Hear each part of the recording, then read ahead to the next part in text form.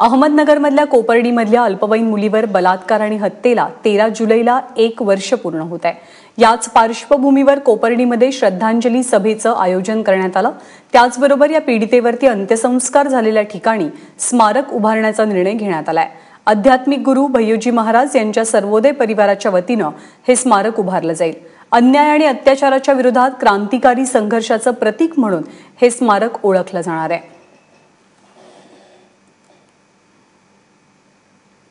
राज्यव्यापी श्रद्धांजलीचा कार्यक्रम या ठिकाणी ठेवलेला आहे। त्याच्या नियोजनाची आता या ठिकाणी बैठक पार पडलेली।